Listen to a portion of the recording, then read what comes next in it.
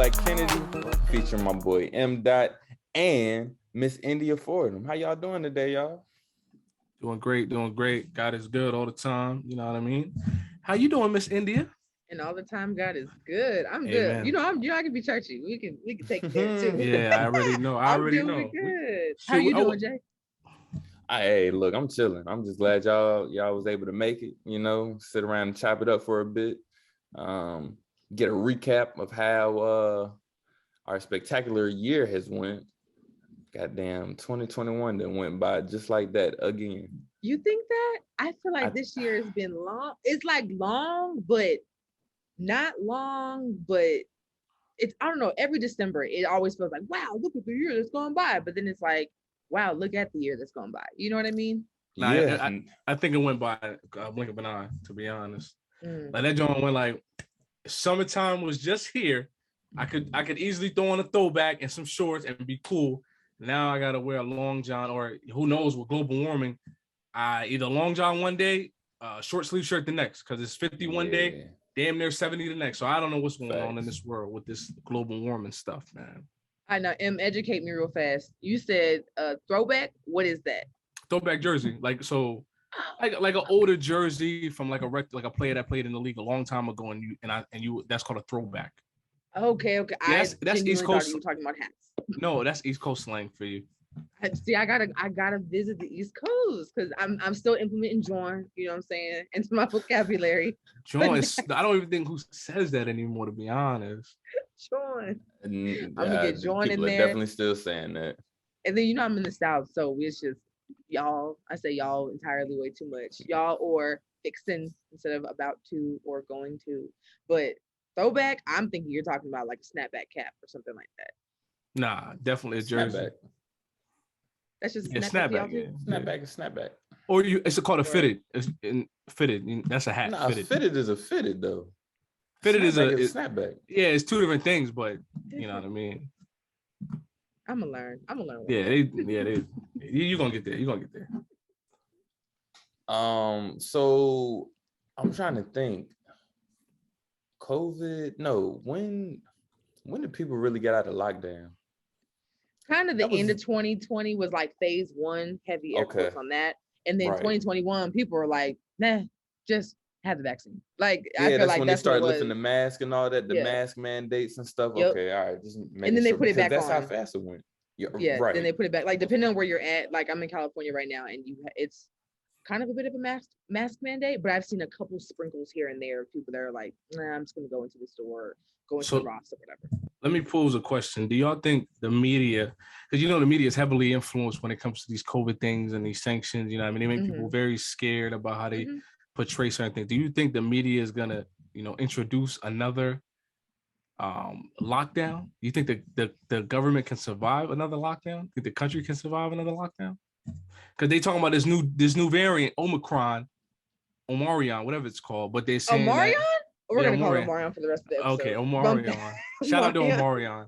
So they're saying that this new variant is a little bit less severe, but if you still catch it, you get mild symptoms, everything like that. But they're pushing it as like something that's like, if you catch this, you're going to really, like something bad's going to happen to you, blah, blah, blah. Do you think the media is trying to push another narrative of shut down, stay in your homes, that type of thing? No, it's not gonna happen in the States. I feel the same way, because I feel like we've shifted from a pandemic to like an endemic where it's natural now. You just have a different strand of it, right? So for me, I think that it's more of like you have this strand, so just again make sure you're doing the same precautions that you're doing. But as far as a full-blown shutdown, it's probably not going to happen. And then of course, like politically speaking, I guess, if you will, or actually not politically speaking, economically speaking, we have to recover again from another recession if it happens, because there's just like, you look at the history of economics and stuff, and you look at how pandemics and global sicknesses work, surviving that many recessions, it's a little bit harder to recover back the second time. So I don't feel like it would be like that. But then also, like, this is America, words of the song, and they're not going to shut down again when they see that there are some solutions working. So like masks, then you have the the vaccine, stuff like that. I feel like America is the type of place to where if we can nudge in the door, we can just open that mug all the way up and just do what we've been doing. You know, I think other countries are probably more strict, but I think that's what makes every country so different. You know, like when I was in Europe, they were like, unmaske, maske. Oh, sorry. And my twin sister was like, girl, this ain't America. Put your mask on. They're not playing with you. But I had been so spoiled down there in Texas that Texas was like COVID schmovid. So, but they did not care whatsoever. Texas, I'm pretty sure Texas would annex itself. Wait, definition of annex. They have tried to annex themselves several times. But no, to answer your question, I don't think it'll be full blown like, guys, go back in your houses for 3 months, 6 months, 9 months again. I doubt that. Yeah. Too many big wigs lost money. Everybody lost money, but the rich and powerful lost too much money. They're not allowing that in the States. Everywhere else, I think they might take things a little bit more serious because they're a lot more worried about their nation than they are their pockets. But it's just my personal opinion. So with like COVID and these new variants, everything like that, do you think this is going to be something where it's like a yearly vaccine? Like every year you're going to have to get the COVID vaccine, similar to how the flu is. There's always a new mutation of the flu. Do you think this is going to be ongoing with the post care of it? I think so. It'll probably be a booster or something like that. Just like they always encourage you, hey, it's flu season, get your flu shot or what have you. It'll probably be like, hey guys, it's COVID season. Or I'm not gonna say COVID season actually, because you can get all 4 seasons. I'm gonna say the height of certain seasons will be like, hey, it's it's cold and flu season and it's COVID-19 season. Make sure that you get your booster shot. Because I'm not a nurse or anything like that. Even though I did see y'all's last episode with the nurse, he was great. But as far as I know, I don't think you can re-get a vaccine for the first time. You just have to get a booster. A booster, yeah. But do not flag me on that. I'm only a nurse in my dreams. But yeah. What about you, Smoove? How you feel about that, bro? Yeah, I mean, if it comes down to it, it'll probably just be just like you said, a flu shot, an annual shot. So either you're gonna get it or you don't. Just like how they mandated shots. That happened in September, I believe. Yeah, so just like the measles or, what I'm saying, whatever other shots we had to get growing up as a kid. I think COVID is just now that thing that's going to be here, and it's not going nowhere. I don't know where it came from. Maybe global warming did something. I read this thing in science when I was in science class, and I was in biology last year.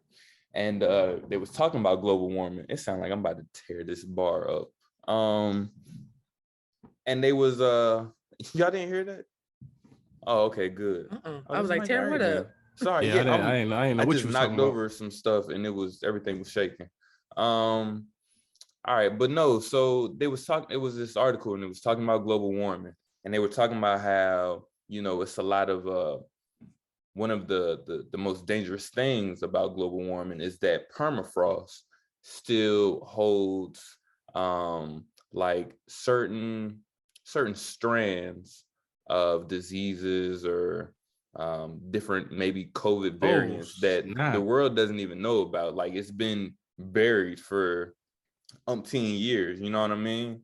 So now that everything is kind of starting to melt, a lot more diseases and stuff can start popping up, or the likelihood of it popping up will pop up, like the Black Plague, for example. They were somewhere over in Russia, I want to say, and the permafrost, it got down real low, and then it was some animals out there that ended up getting sick and they started dying. They started doing some tests and found that it was like some type of strand or whatever it was from the Black Plague. And it's like, yo, what the hell? But it's one of them things, bro. Yeah, science is something else, man. I mean, hey, I'm just gonna say it right now, man. When they make these movies, these shows about this mutating virus that turns people into zombies and all this shit, those ideas don't just come in your head automatically. There's something that has happened that made it like that. You can look at how when the bubonic, I think it was bubonic plague, the Black Plague, when it came, people looked like zombies when they came out, and they had the facial lesions and covered and all that. Yo, I'm telling you, that's crazy, because it's okay. So it's like, if we get to a point where global warming is actually a legitimate thing, and it's melting all the polar ice caps, like you said, the permafrost gets down to a point. If it was a disease from a million years ago, we're not even gonna know, because no one was even alive, or research doesn't even go back to that far. So how are we gonna defend ourselves from a virus that we've never seen? Nobody's ever seen. Well, I think that kind of goes back to the theory of Darwinism, right? So like survival of the fittest, things like that. And so I think science is uncovering those things now, but I think the root of it is like Darwinism, where your stronger genes are going to fight off the virus or whatever viruses or, infections that you have. But then like I don't even want to call it the weaker genes. Well, actually, no, well, it is technically weaker genes. Yep. So I think that kind of is part of the answer. And I think that also, if you look at historically each generation getting stronger, living longer, like our predecessors, they only lived to be like 35, 36 years old. Now the average age is, 60s, 70s, 80s. And if you can get to the 90s and 100s, that's great for you too. So I think it's just a part of the answer. I'm not gonna say a large part of the answer, but I think part of the answer is like stuff like Darwinism or, that theory of survival of the fittest. Yeah. I think that makes sense. Yeah. That's normally how it goes. So interesting, y'all. It's so interesting y'all say that, because it reminds me of that. It reminds me of what's that show? Oh, Squid Game. So which actually is my favorite show of the year. Yeah. So Squid Game. Darn you. We can get into that. Right. You want to get into Squid Game, or are you talking about our shows of the year? We can break down. We can do that. We can talk about our show or our whatever's of the year. When we get on the topic, we can start with the show of the year. Yeah, go ahead since you brought it up. Y'all. Squid Game. Go ahead. Let's okay, so we're gonna go into favorite shows of the year. Yeah. My favorite show of the year, immediately when we started talking about it, I was like, Squid Game. Y'all, Squid Game. Okay, so Squid Game for me is amazing because of so many different things. So from an outsider production perspective, it took that man 10 years for it to get picked up. That just goes to show you. Really? If you know you have something special, hold on to it. Yes. If you know you have something, you better hold on to that thing. He got denied by so many networks, so many majors were like, we're not going to do this right now. We're not going to do this. And then Netflix was like, what's up? And look at it, number one. It went number one immediately. And that mug was in, I don't want to disrespect Asian culture. Korean? Yes, it was Korean. Yeah, Korean. So Squid Game, like from a production perspective, like don't give up on your dream, especially if you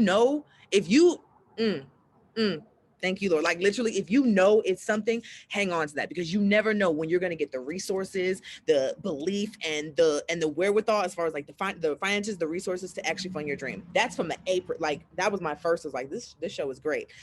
The actual show itself. Okay, so. Oh, gosh, I'm gonna make this real short and brief. I'm such a big person of psychology and sociology, and I love to study like the groups of people and stuff. And I think Matt, you were sociology major. No, what was your major? I was a criminal justice major. Major. I do know sociology, but you had to study this too, right? Yeah, it actually goes hand in hand. Exactly. And Jay, you're probably gonna get into this too, like as you get into studies too, or if you ever just feel like being a nerd on your own time. But things that people will do for money, the marketing towards poor people. Because that's not just Korean, it happens all the time in America, especially in the gambling industry. Like, I don't know if y'all know this, but like gambling industries, literally they market towards poor people and that's the whole thing with like poor people spending more money on the lottery than like rich people. But that's again, wait, hold on, and then not to get you off, but the funny thing about the gambling industry, they're the same one that'll put, if you have a gambling issue, call this number. So it's like you're giving help, but you're also continuing to poison. So but go ahead. Exactly. So that's right there. You hit it right on the dot. But what people will do for money, gambling, games, the sheer desire to tap back into your barbaric principle of who you are to survive. Oh my God. Woo! Squid Game had me. It was just at the drop of a dime too, like. Yes, you figure out what needs to happen. It's like, oh shoot, kill or be killed. That is real. Like that's, I feel like people in the military are more exposed to that because they have to think about that, especially if they're on like the battlefield. But the regular average quote unquote Joe person, they think about the same things we think about. And it's so interesting that no matter how successful or unsuccessful you are in life, a lot of our human tendencies are going to be the same regardless of culture, race, bias, views, any of that. And for that reason, that's my show of the year. So I'm rocking with it. I'm. You want to go ahead, Smoove? You want to go ahead? Nah, I mean it's all right. Really open conversation. Look, Squid Game is freaking phenomenal. From the freaking like the story writer is unbelievable, and it kind of turned me on to like, well, damn, have I really been sleeping on Korean shows this whole freaking time? Yes, you have. Yes, like, you have. Besides anime. Anime is Japanese. I don't want this to like Asian culture. I'm sorry. But they can have get me right. Educate me. The Korean culture probably has a version of animation, but anime is Japanese. So yes. Well, yeah, story writing was freaking phenomenal. And yeah, just the plot and the twist throughout the show, everything just was throwing me off. And I'm like, oh man, what episode was that? What's the episode where my man's was standing at the Spoiler top? Alert. Everybody, stop fighting. We're all going to die. Oh yeah. Mm-hmm. That shit right there, yo. I hadn't seen an episode like that. Oh, but hold on. I think like that shit was savage. But hold on, what about the episode? What about the episode with Sang-woo, the dude with the glasses, the brainiac, the person that was so to speak, the person that came out of that village and became the best of the best, right? Yep. Him and the Indian dude, Ali. What did he do? Oh What did he do to Ali? Bro, that was so messed up. He said to Ali, he said, look, take these, come back from me after a certain point. Bro, he slipped out the marbles out the joint. Spoiler alert. Slipped out the marbles out the bag and put rocks in it. Ali that had me bent. Dude came in, bop, shot him. But it goes to show you there was so many hidden messages in Squid Game because it goes to show you how being nice and being like a caring person really doesn't get you anywhere. You know what I mean? Hold on. Hold on. Okay. If you're talking about life in general, right? And you want to be someone that conquers and wins and just everybody that you know that in society and history that has won things, that has conquered, that has been of success, has always been someone that didn't take anything from anybody, really conquered and really went to that point. So with Sang-woo, he was at that mind like, I don't give a damn about anybody, even though the dude was that was his dude. Like they was like this. Yeah. He said, nah, like I need, this is for me. I gotta get it for myself. But he ended up, I don't know if you call it the righteous thing, but he did end up just killing himself and kind of just letting dude just take it. Like he stabbed himself in the neck and just he knew. But I think if we're looking at it from like, just put it in simplistic, like being nice in that type of moment, in that, what you call a barbaric survival of the fittest moment, that doesn't get you anywhere. That doesn't get you anywhere. That's not gonna get you to win out of 456 people. Being nice, you're not gonna win. You're not gonna win. And and we can even go with the main character, the protagonist. He wasn't nice because he snapped on the old dude because he thought the old dude had dementia. Because the dude kept forgetting. The dude even said, he said, so this is how you're gonna treat me because you thought I didn't know anything. Mm-hmm. That goes to show you because he was playing games the whole time. And the old dude let him win, but then everybody knows how the story goes with all that. But that had me bent too. I was nice, like, man. I said, huh? But I loved it. That part, but goddamn, yeah, that was. See what I'm saying? Like, it's a whole thing. And once again, like that's genius writing. Like all that writing and director. I don't want to mispronounce his name, but the director of that, like all like you. That's the stuff I'm talking about. You can't tell me that wasn't genius, but. I love it. Jay, what was your favorite show of the year? No, it was Squid Game. Oh, Squid Game too? Okay. And what was what about you? So I didn't even have Squid Games on there because like Squid Games was such a factor to me that I actually bought the little what's those little doll things? The pop things. Some of the Pez dispensers. No. The little like the little characters. Action figures. Oh, you talking about in the red suits? Yeah. So I bought like the I forget what the I forgot what the I forget what the company is called, but they make like of any show, anything, they make like little character dolls of them, little miniatures of them, but they're like cute. Cartoonists. So anyway, just to show I'm a fan, I bought those. They should be coming whenever, but I bought those. Mm-hmm. But my show that I put on that I was really into, because I'm a fanatic when it comes to history. So anything that like historical that actually happened, I love shows like that. So my favorite show was Dope Sick. Now I don't know if you guys are familiar with Dope Sick. It was a show with Rosario Dawson. She was like one of the main characters. It was on Hulu. So pretty much just to give a quick synopsis, Dope Sick was about how the opioid crisis started and how the pharmaceutical company owned by the Sackler family kind of pretty much weaseled and lied their way into making a drug called Oxycontin and lying about it and kind of saying and using inaccurate data as their main selling point. So one of their main selling points was like, opioids are 1% less addictive, are 1% addictive to the population. So think logically. The whole time it was 99.9. 99. You're gonna get automatically take an opioid. You're gonna be addicted. So it talks about like how the DEA was trying to get them, how like the assistant United States attorney of like Virginia, because what they did was they tackled, they sold to rural areas like West Virginia, minor towns, West Virginia, Western Pennsylvania, areas where there was like hardworking people that did like hard labor. And they tackled those areas and they sold the drugs there. And then what happened was people started getting like the drug wasn't really working because it was a time release. So they started doubling the dose. So people were literally on like 500 milligrams of Oxycontin a day. And then one thing about Oxycontin, like people don't know, if you're trying to get off Oxycontin, it's very difficult to do because it alters the chemical of your brain. So once that happens, your brain feels like you can't live without this drug. You're gonna die if you don't take it. So what did people end up doing? What do people do when they can't get what they want, but they need a cheaper alternative? They go to the street drugs. So that's when heroin became something big. And this is like going into the late 90s, early 2000s, all the way to where we are now. And just to tie it off, spoiler alert, but the company ended up getting sued and they lost a lot of money, damn near almost $13 billion, because a lot of people died from the drug and using that drug and how it just changed their lives. So that was my show. I definitely recommend people to go see it. Great show on Hulu called Dope Sick.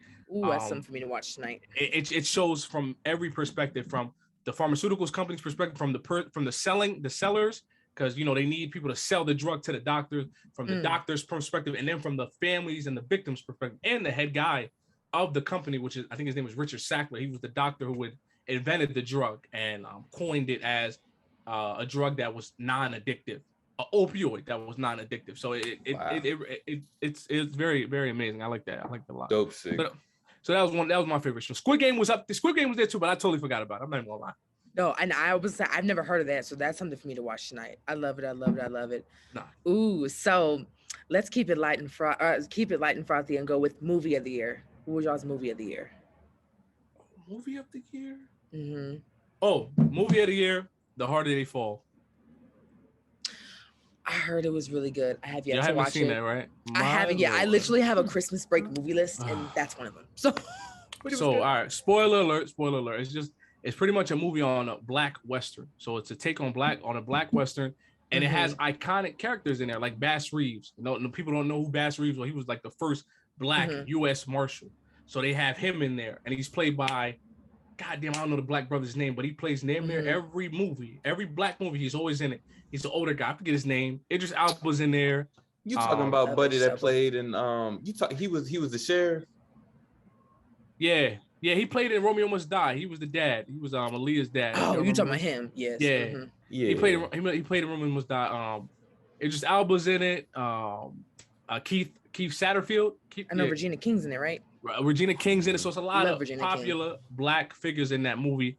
And it's a very good movie, Black Western. I suggest everybody take it and just go watch it because it's very good. It's on Netflix, and I think it was really dope. I think it's underrated, but I think it was very dope.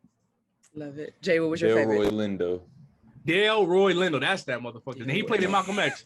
He was West Indian Archie. He played in Malcolm X. There we go. Yeah. He what was his character though? In How Did They Fall? Nah. In Malcolm X. Cause West Indian Archie. All right, yeah. Okay. Yeah. He was the numbers dude. He ran the numbers. Yeah, which was a good ass movie. He played in Crooklyn too, which is like probably one of my favorite movies. Of all time. We did shows already, right? We already did shows, right? Yeah, we did shows. We're on movies now. I had one more show I'm gonna add that I just seen that I think is freaking amazing. I think everybody should watch it. It's called The Godfather of Harlem. Oh yeah, that shit's pretty cool. Yeah. I gotta finish it, but it's hard. Yeah, it's the story about Bumpy Johnson. If y'all don't know Bumpy Johnson, I'm familiar. Yeah, so it's about him and his life coming out of prison, like in I think 1963-ish. You know what I mean? Was it 60s? Yeah, 63 he came out and then he wanted to. He got locked up in the 50s. I'm sorry. Yeah, he got locked up. He got locked up for like 12 years because he used to run the numbers back then with, and he ran into like Lucky Luciani, Dutch Salts, all those infamous mafia gangsters back then. He used to have ins and outs with him, but then it trials him as he comes out of prison, and then how he tries to run and regain Harlem and regain control of Harlem from the Italians. I love that. Yeah. Now, Jay, you said what was your favorite movie of the year? My favorite movie of the year, you know what? Well, I'm just gonna say it because I saw it yesterday, Spider-Man. I don't want you to say a goddamn thing about it. That movie was freaking. I don't want no spoilers. Was it so good? I want to see it. I gotta wait till I get back. I'm not gonna spoil it for you because I hate when people spoil movies for me. But goddamn, it was good. I mean, yeah, okay. that was probably one of the. Put it in context of Marvel movies. Where do you rank it? Excuse me. Where do I rank it? Okay. Marvel movies. You have both the Avengers Endgames. All right, that's 1 and 2, and then I put in Spider-Man at number 3, bro. Better than Black Panther? Better than Black Panther? Oh, I'm sorry. I forgot about Black Panther. I'm putting Black Panther in there. I thought that came out in 20. Oh, what? We're just saying overall. Yeah, Black Panther, Spider-Man. That shit's fire. It might be better than Black Panther, yo. Ooh, it might. I gotta see it then. I gotta see it. It might be because it's so much. It's so much going on in there, and like this is how you know a movie grabs people's attention. I'm not gonna spoil it. All right. It was a sad part in the movie, but prior to that, everybody's in there laughing, cheering, so excited for this freaking movie. The sad shit comes, and it was like the air was sucked out of the room. Are you serious? Like everybody was just like drilled into this movie, and they're like it was. You probably could hear a pin drop in there. That's how quiet it got. So yeah, they did a really good job at stirring up all kinds of emotions in that movie. And then man, the nostalgic, it had nostalgic feel to it. Like, man, yeah, that was a cool movie to end the year, or towards the end of the year. I got a quick question. Who's your out of the 3 Spider-Men that have been played in our lifetime? Who's your favorite? This one's your favorite? Yeah, was it Andrew Garfield? Nah, my favorite's always gonna be the original. It's gonna be Tobey Maguire. Tobey Maguire? Yeah, Tobey was cool. Time out. Spider-Man 3. We can nix that out. The Spider-Man 3 wasn't. Please stop. Yeah, wasn't. Please stop. Immediately stop. Wasn't that good? But it's just I think I like that Spider-Man because it was the first. And it was very nostalgic to me because I used to watch the cartoon. And I think when I would watch the cartoon, I would try to compare it and be like, oh shit, this is accurate. Like real accurate. But then again, every Spider-Man, you can't really hold it together because it's all different universes of Spider-Man. Right. And well, that's the best thing about it. Yeah. And I thought Andrew Garfield was good. Who? No, I thought Andrew Garfield was good. Nah, he wasn't bad. He's just not my top. He wasn't bad at all. Nah, he's not my top. Yeah. The Tobey one was cool. The Tobey Maguire Spider-Man was dope because I mean, it was like he actually turned into a freaking spider. You know what I'm saying? He's really shooting webs and stuff out of his fingers. Like this, all that was like natural. You know what I mean? Yeah, it was about natural. But the new guy now, I keep forgetting his name. Tom But Holland. that's Day is in there. Who? Tom Holland. Tom Holland. Hey, great job, Tom Holland. You took over that Spider-Man role and you're freaking killing it. Like he's Is a it because funny he dude. looks 12? Could be, but nah, I know he's He's older. He's probably like 12. 22, 23, but he does like when he first played that Spider-Man, he fits that because I was like, yo, this dude look like he just came out of high school. Facts. Because he looks young, but he definitely played the role. He's a good Spider-Man. I'm not gonna let him take that away from him. Yeah, he's pretty good, man. I just need y'all to go see this, and then y'all like nothing's gonna be in games. That shit was really freaking fire. But this Spider-Man, Endgame to me was it was sad, man. Like it was super sad. Yeah. I gotta watch Endgame. I have yet to see it. I'm not really a bit. I know. Calm down. Look, I'm not really that into Spider-Man. I mean, superhero movies. I was about to unload. I was just about to say, yeah. So for me, like, okay, so I guess to make an analogy, what y'all love about superhero movies, I love about biopics. So like me, my movie of the year was Aretha, because I love me a good biopic, and that movie had pissed me off. It had me bent, and I was like, it was oh my good. God.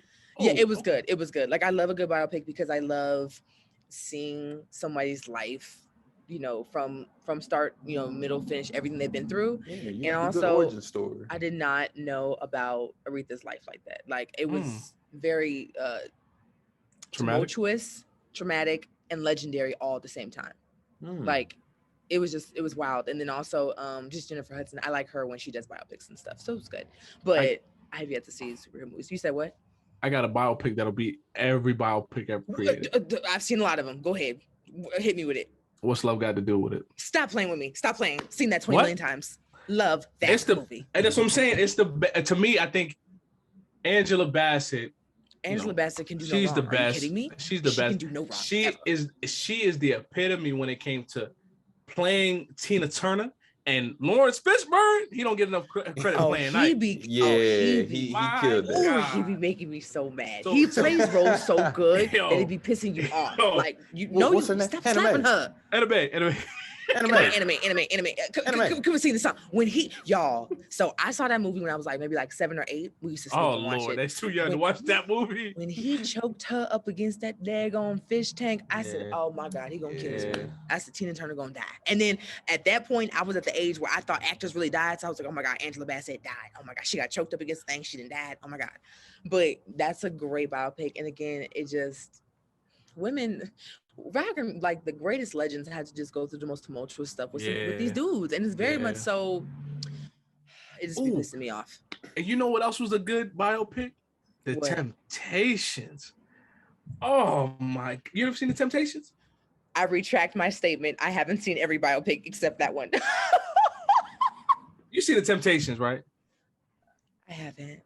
Ain't nobody coming to see you, Otis. You never seen that? I don't understand that reference. I don't get the joke. I don't get it. That's in a scene of The Temptations when David Ruffin, who's played by I forget the dude's name. He's a black actor, but he's one of the best. He's that one that played in Waiting to Exhale. He played in Waiting to Exhale, and he played in Cool Runners. Leon. Yeah, Leon. There we go. Not The Temptations, bro. The 5 Heartbeats. Look, he played in that too, but he played in The Temptations. He was in The Temptations too. Okay. Yeah, he was in both. He was in both. He was in the 5 Heartbeats and he was in The Temptations. Goddamn, Leon, shit. But in that scene, right, there he comes back because he had an issue with the group or whatever, and Otis is like the patriarch of the group because he's like he's trying to keep everybody together.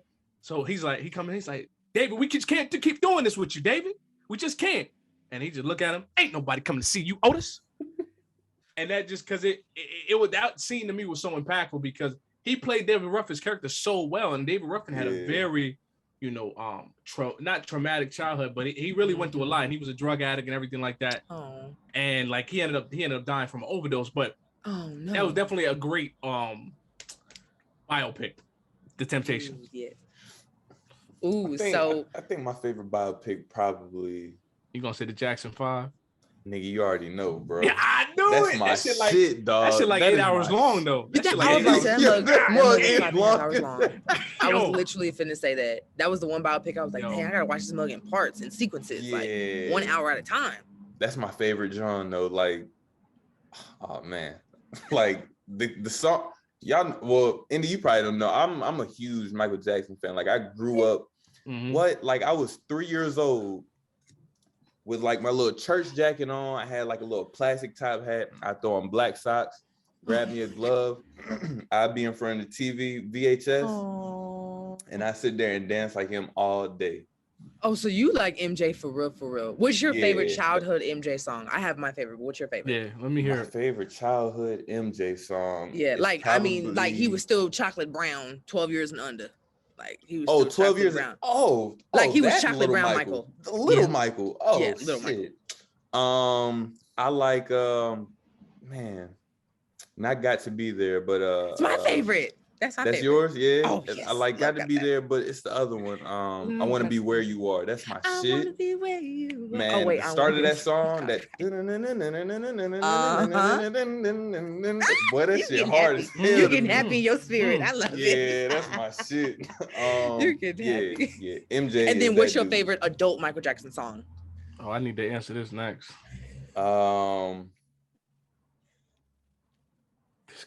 Man, it's a lot, but so many. One give me one that you can loop.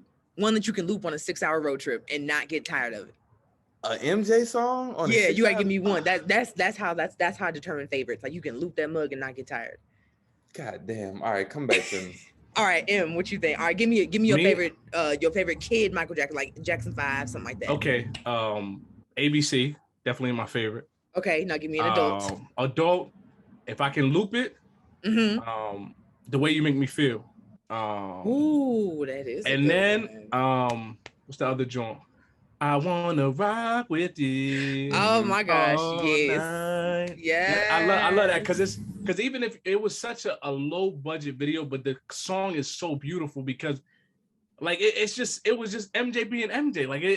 Like it was just he's too cool for school, man. Like that was definitely I love that song. I Want to Rock With You, man. Like that's one song if I'm doing karaoke. Shout out to my Asian family. You know what I mean? We always do karaoke all the time. Yeah. If it's a Michael Jackson song, I'm singing it. I love Michael Jackson. If it's PYT, The Way You Make Me Feel, Human Nature. Yo, Human Nature, bro.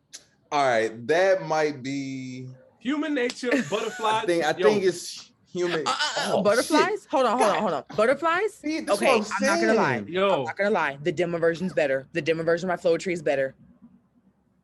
Have you? All right. Well, let me not. You talking about music now? You talking about music now? Flow Tree wrote that for Michael Jackson, and if you listen to their album, Floetic, when they're on that bench, then that's like track number. I want to say it's like 11 or 12, and they did the demo version because he let them put it on the album. Fire. Really? But also this thing too, if you listen to the background vocals of the bridge, they kept part of Marsha Ambrosia's portion of the song as well. And they put it on both tracks. Oh, don't play with me. I like my music stuff. Okay. Yeah. But no, I'm gonna have to look into that. I want to hear that. Yeah, I want to hear that. It's fire. Okay. But you said mine, M. I love PYT. Like the pretty young things repeat after me. Like I love that. The chant, the call and response, that's great. And then also a close tie for second, but honorable mention is Don't Stop Till You Get Enough because oh my God, yes. Fire. I love that song, man. They were actually it was Black Friday and it was in the middle of the bowling alley and I was just so happy. I was why I love that song? Because I'm a big Chris Tucker fan, and I was so for sure. You were going where I was walking. And then in Rush Hour 2, he does that song. He like Shimon, like he's singing the song. It goes top 10 favorite movies for me. Top 10 favorite movies of all time. Rush Hour 2. Oh my God! And it's the second one. Not the first or the third. It's the second. Did you like Money Talks? Did y'all like Money Talks? Money Talks was cool. It was cool. Money Talks was cool. Nothing to write home about, but it was good. Money Talks was funny as hell, man. That joint it's underrated because I think that's a hood film, but that joint is hilarious. Hey, where y'all shirt at? That shit was funny as hell. He said, oh my gosh. He was like, 7 for me, 7 for you, and you get whatever's up because you've been tripping the whole time. Like, oh, bro, they don't even know you. They're not gonna give you 7 billion. Come on, bro. That nigga is funny, man. Yo, Chris Tucker, I think he gets underrated when it comes to his films, man. He does. He has I think he wanted that on purpose. Like he wanted to change the perspective of who he was after Smokey. Oh yeah, that's true. He did an interview about that. I was about to say I've seen a couple interviews about that. Which is why that's probably why he stopped getting a lot of roles. Yeah. But because they archetype you. Like I'm sorry, not archetype, they cast type you. Like you can play the drunk friend all the time, or you can play the high friend all the time. You can play the funny friend, you can play the nerdy one. He did play a good role in Silver Linings Playbook. I did watch that movie, and that movie was excellent. Was it good? The Silver Linings Playbook was really good, and he plays a great character. And I think he got nominated for an award because the way he acted in that film was pretty good. Really? Even though his role wasn't as big, but he did a great job in that movie. What's it called? Silver Linings Playbook with Bradley Cooper and Jennifer Lawrence and Robert De Niro's in there. Well, it's Robert De Niro. I mean, love Robert De Niro. Love him. God. He can do no wrong as well. He picks no bad acting roles. Robert De Niro to me, like he's always been one of my favorite actors when it comes to this. Even not even just playing the mafia role, like he freaking Meet the Parents. My God, that to me is a classic. I like that. He literally changed the way people perceived him when he took that role, because before then it was all mafia, tough guy, bad guy type of role. He played a lighthearted grandfather comedic role, serious, but Robert De Niro is one of those guys, man, where he's like in my top when it comes to actors, male actors. Yeah. Yes. I like him in Men of Honor. Oh yeah, that was amazing. Men of Honor. Okay. Yeah. With Cuba Gooding Jr., it depicts the first Black diver for the Navy. Yep, Master Diver. Oh, that's what that movie is called. I know about that movie, but I've never actually seen it. Yep, Master Diver Carl Bashir. Yeah, that from movie VA. Is crazy. Yeah, or lives in VA. Lives in Norfolk. He went through a lot of shit in that during those times, man. My God. Oh yeah. That was wild. Indy, I think you'll really like that. Yeah, and he lost his foot. Lord Jesus. From a freak accident. Yeah, I won't get into that, but I'm watching. I already wrote down my notes. But you was in the Navy and you worked on a ship, right? Oh, you didn't work on a ship. I didn't, but you didn't do ship duty? I was blessed. No, ma'am. I was a part of a construction battalion. So okay. So yeah, we're called CBs. So we ain't touched. It was only maybe no 1%. No, ma'am. Nah. Unless I was going to get in the pool. Nah, they kept us away from that. But no, that is possible though, Matt. I mean, I've been on the ship, like I've seen, but no, it's bro, the ropes, the wires and all that stuff that's on a ship. If something goes wrong, it can kill you. Yeah. Oh my Jesus. Yeah, that stuff will kill you. If all the tension on them ropes and stuff, and that stuff snaps. You're out. You're going to see Jesus for real. Yeah. And like Lord instantly. Yeah, it's a wrap. Yeah. But you know. That's why we have safety. I guess that's why y'all have safety precautions, safety measures, and safety briefings. Exactly. Exactly. Shout out to all the sailors, the real ones. Right. Thank you for your service too. Thank you. Yeah. Stop it. So I want to switch gears and ask about music, because the Don't Stop Till You Get Enough had me inspired.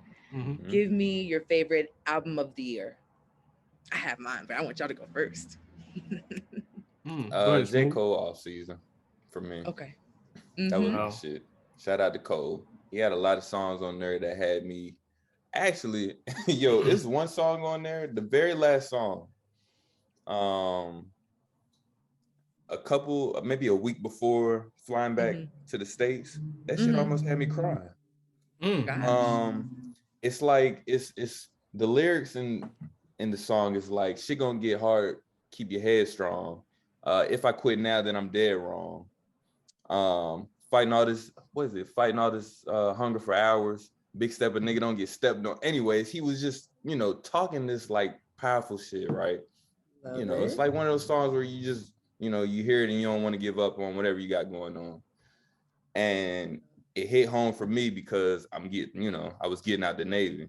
And it's like so many things going through your mind at the time. Like, all right, well, you done did 8 years of the Navy. Now you're going back to the civilian world. So you have, well, naturally, you know, like you will have your doubts when you switching careers. But yeah, that whole album, whenever Cole drops some shit, it's like I'm always going through something, like I'm transitioning in life, and Cole be coming out with stuff, and it's like it hits home every single time.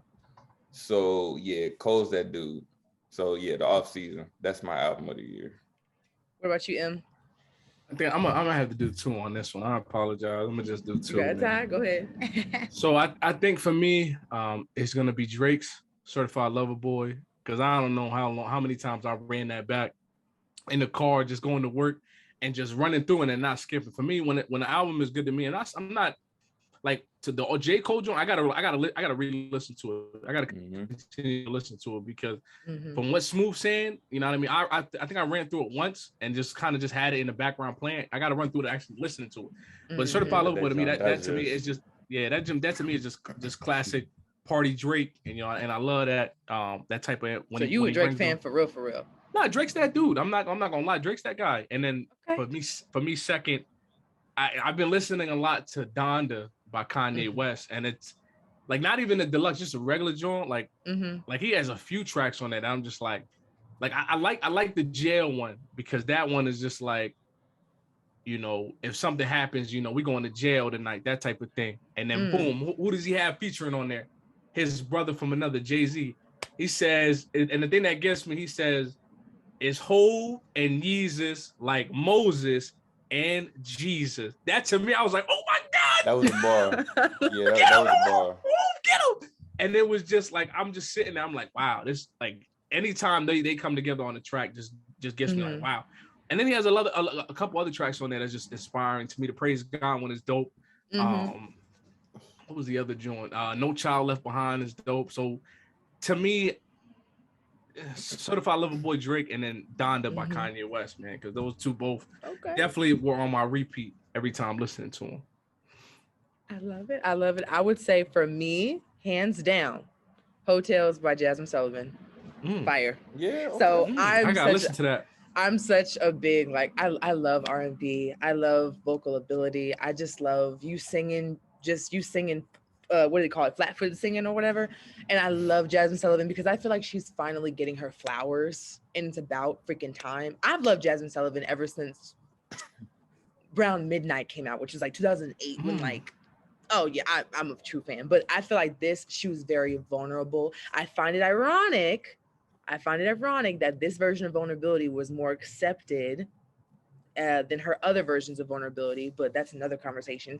But I think that it was great that she was living in her truth of trying to figure out who she is as a woman, how she's trying to navigate relationships, and then also just that her, of course, the musical essence of it, the production, the collabs on it was great. Like she has one called Price Tags with Anderson .Paak. Love Anderson .Paak. Like I discovered him in like 2021.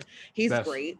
And so Hotels is fire. And on top of that, her tour just sold out. Like all of it. I'm pretty sure all of it just sold. Like literally, I was trying to go to the Dallas show and or the Houston show. Both of them sold out so quickly that they changed venues and then it sold out again. And I was like, well, it's just not my day to go see her, is it? So no, but also just in general, like I literally try to repeat her runs just so I can make it look like I'm singing, doing something cool.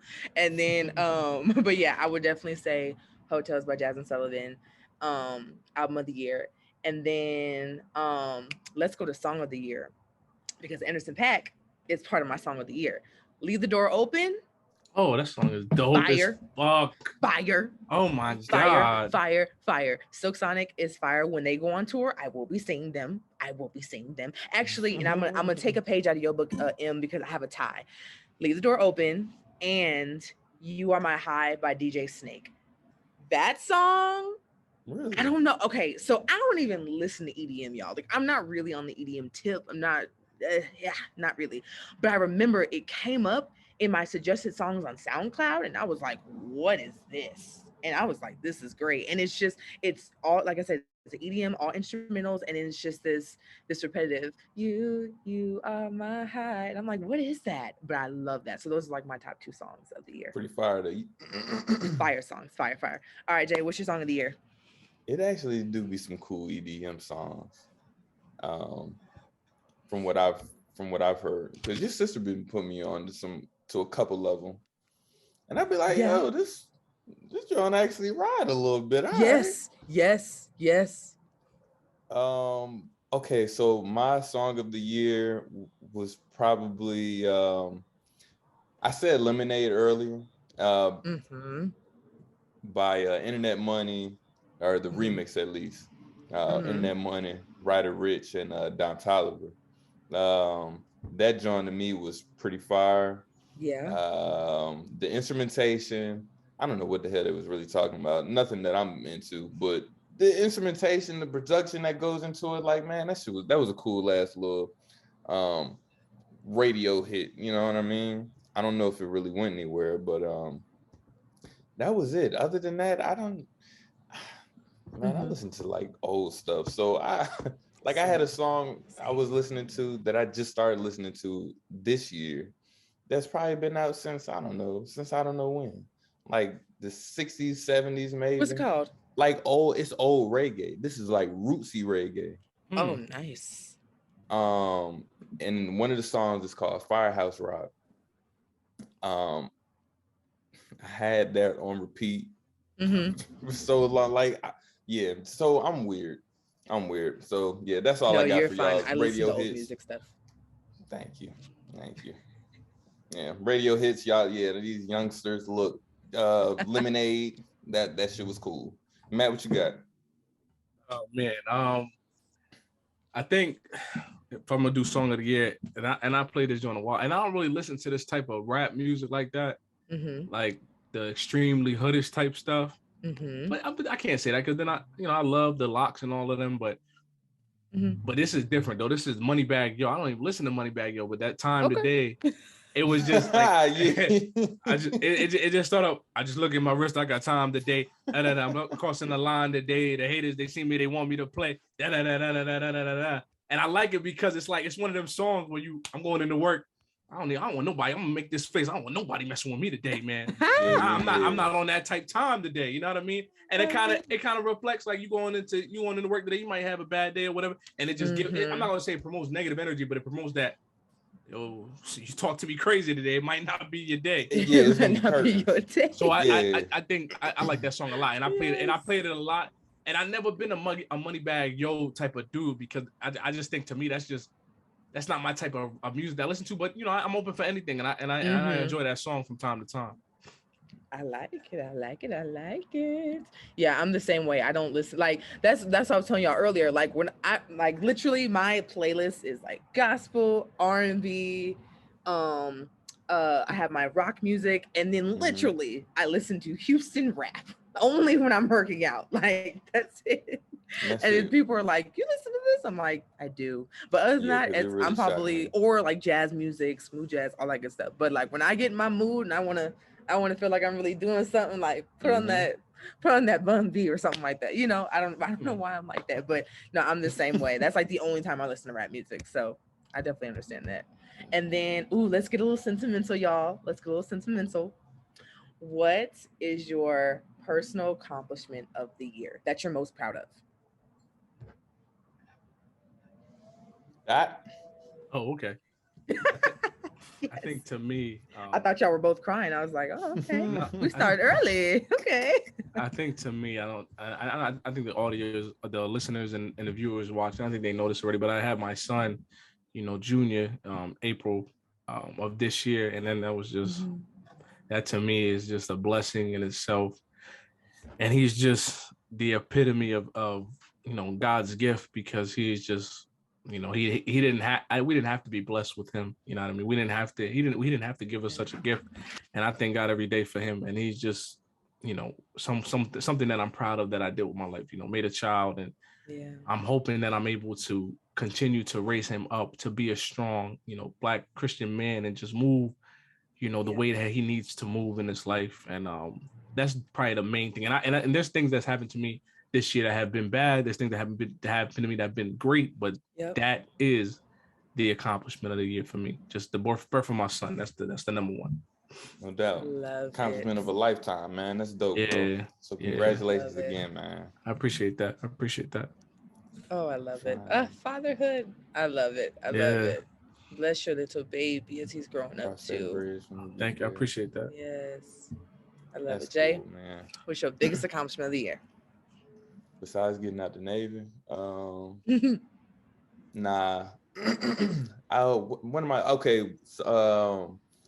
was able to be a part of family's history in a sense. I got two things really, but was able to be a part of a little bit of family history. My uncle had acquired some land. Cool. Right? So he's got everything, set up out there. Excuse me. And the last thing that he wanted to add on was the private street sign with my grandmother's name on it. Oh. So I know me and Matt have talked about it before, but like one day I plan on getting my own land too. That's so great. I mean, I think that's the dopest thing anybody should do, especially us, is to own some land, right? But the fact that I was able to be there and help, I mean, I dug out the hole and all that, set it up, all that stuff, and I was able to do that for my grandma while she was there. That was cool as hell. So yeah, so that was an accomplishment. And then just making it to 2021 period is just another accomplishment. You know what I'm saying? We just so much death really that happened this past year. So much just so much death and destruction, man. But we are still here. We all have a purpose that we're serving. So I'm just thankful to still be here, kicking it. That's my accomplishment. Making it through 2021. Seeing what's next. I know that's right. What about you, Ms. India? I would say for me, my biggest accomplishment, oh gosh. What is my biggest accomplishment? I would say okay, so it's a couple of things. So I have an outside accomplishment and an inside accomplishment. So my outer, is that altruistic? My outside accomplishment would definitely be traveling to Europe for the first time. That was literally a dream come true. I was like, what? Like, you get like, that whole experience was out of body. Like, and you really, first of all, you realize like the world is bigger than your own little echo chamber and square that you live in on a day-to-day basis. That's the first thing. And second, I was like, wow, the world is so much bigger than my little backyard. Like, I love that. And B, I am proud of my personal growth and development that I went through this year. So very, very, very proud of myself because I'm really learning to stick to my own guns. Sticking to my own guns, for real. And not feeling bad about that. Like, not feeling bad because I'm trusting myself and really trusting what's inside of me to be like, no, you're making the right decision. Stick to your guns. That's probably my biggest intrinsic, like, inside. Yeah, that's my biggest goal of the year because don't play with me is the goal for 2022. But I had to learn some things in 2021 about trusting myself first and sticking to my own guns. So that's probably my biggest intrinsic accomplishment of the year because it was actually extremely hard to do that because I self-doubt a lot. I self-doubt, I worry, I'm a perfectionist and I often worry about if I'm doing the right thing. But this year I was like, hey, keep going. Like, you got to be doing something right. So definitely was testicle. Those are my accomplishments of the year for sure. I like that. Yeah, that's real. And you know what? And I let me give myself a pat on the back too. For getting through school, last year. That was big yay. like school to me. Mm-hmm. Like, he just like my sister. He just like my sister. I want to go to school to be trained for what I want to go out into the world to do. Right. I don't want to do all this extra stuff. Why?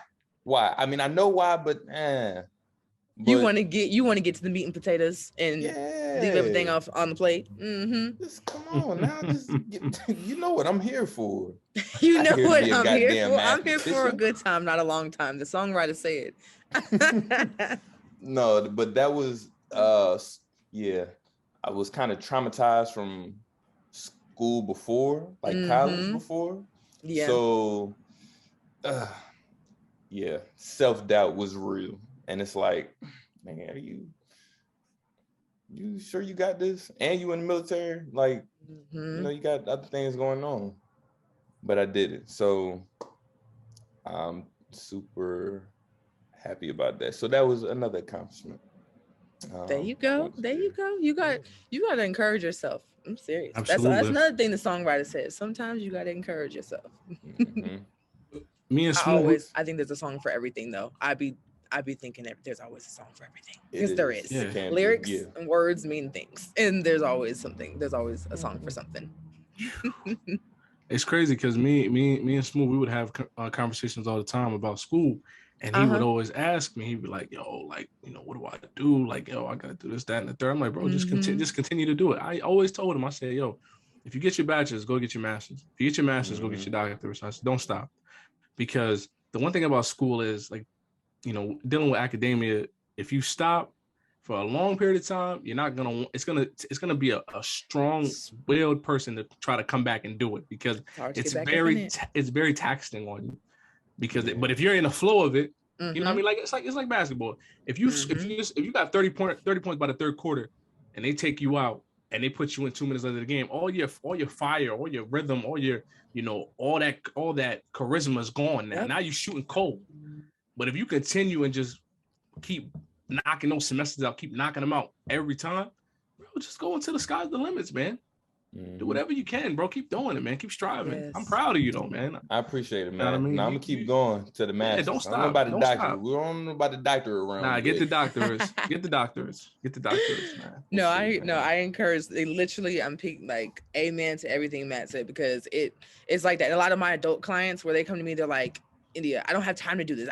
Or they feel like they don't have the capacity to do it. And I'm like, you got this. Like it's just the mindset. You have to get back in that mindset. But sometimes it's like, I don't want to do this paper right now. Or it's like my brain hurts. Like I've had clients be like, my brain hurts and this is some BS right now. And I'm like, no, it's not BS. You feel that way. And let's feel that human emotion. Let's also, you know, let's be a thug through this. Let's be a G through this. You got this. So like, kudos to you for keeping on going in spite of.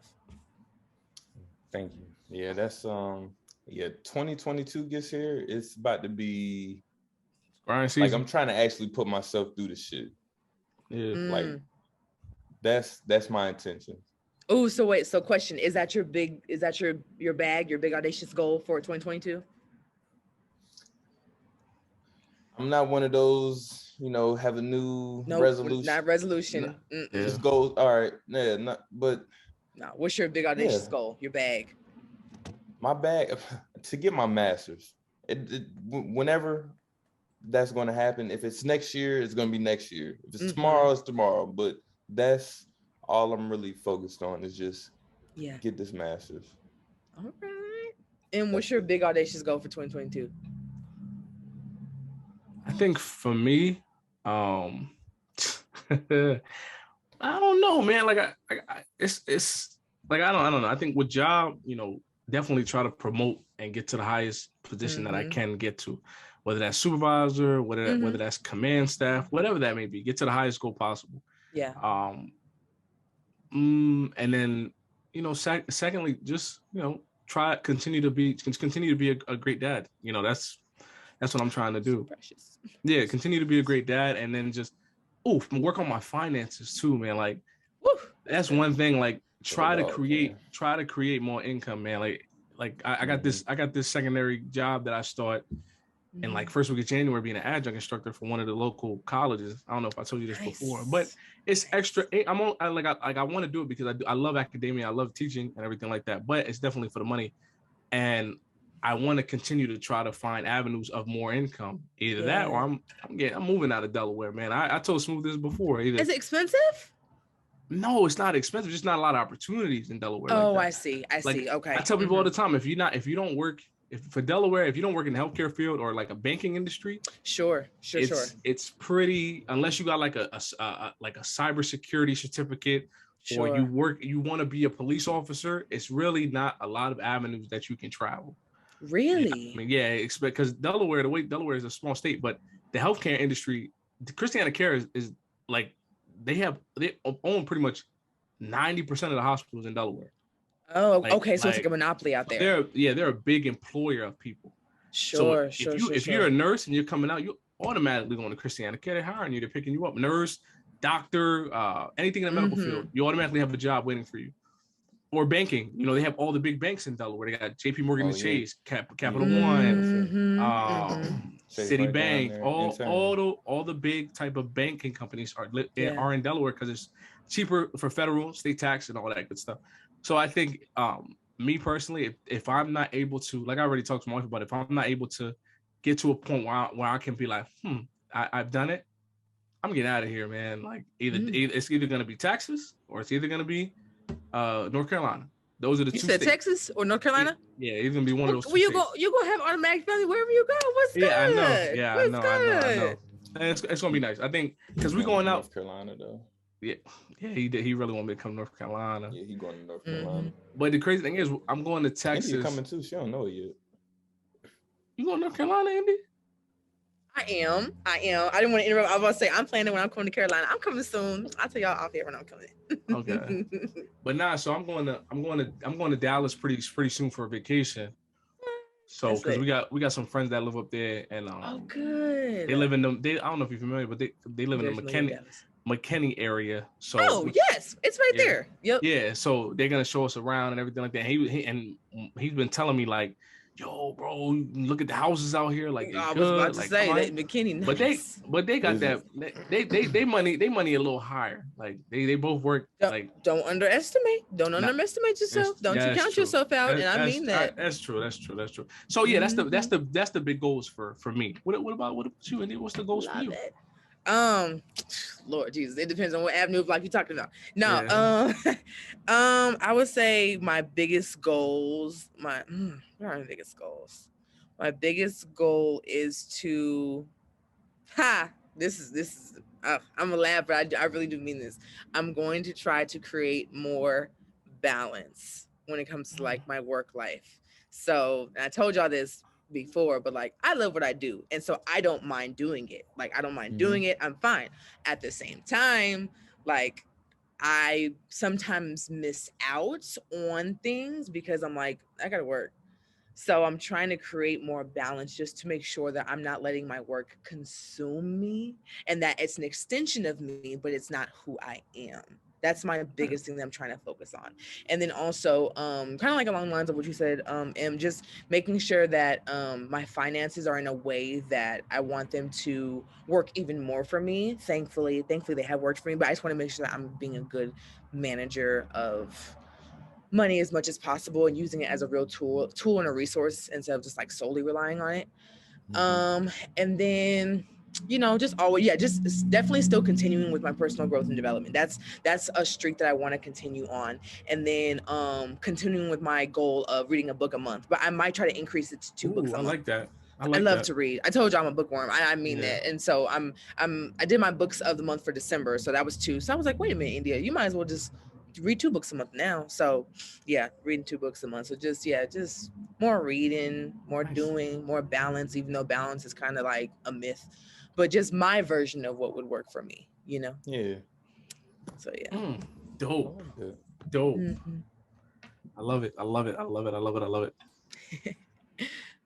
but no, you gotta let me know when you in Dallas for sure. I got you. We definitely. Y'all bringing so you and the whole family, right? Yeah, me, the wife, and the little man. Yay! Yeah. We'll definitely have to link up if y'all have time for sure. But then also, like I said, I'm coming to Carolina too, so gotta make that happen. That's a 6 hour. That's only 6 hour drive. So that's 6 hours, and then okay. So how far is Delaware from New York? From New York, it's two and a half, depending on where part of New York you're talking about. That's not bad. Shoot, Manhattan. I don't know. I just want to go to one of the boroughs. That's like 2 hours and 20 minutes. I love it. I love it. Is I really? can't wait. I thought it was longer than that. Not, to get to Manhattan, not really, because if you do it, if you just, because so you can just take the turnpike all the way up. Yeah. As soon as you take the turnpike all the way up, and then you go over the bridge, you're already in New York City. Like you're literally in New York City. Damn. Yeah, I guess you're right. So we're literally only like 2 hours and 20 minutes. Now, depending on what part, like which borough you're talking about, might be a little longer. I love it. I want to go to all 5, but I'm like, India, be realistic. Just go to one that you know you want to go to, and then the best way to do it though, like how me and my wife did it. We would drive all the way up to Jersey City, and then we would just take the train, and the train is like $5, and then you just commute by subway everywhere else you go. That's my cheaper. Biggest thing. I love to commute by like city transit. Like when I was in Chicago, I took the L. I did Uber one time, but I took the L, and I was like, this is so cool. And I was like, ooh, city transit.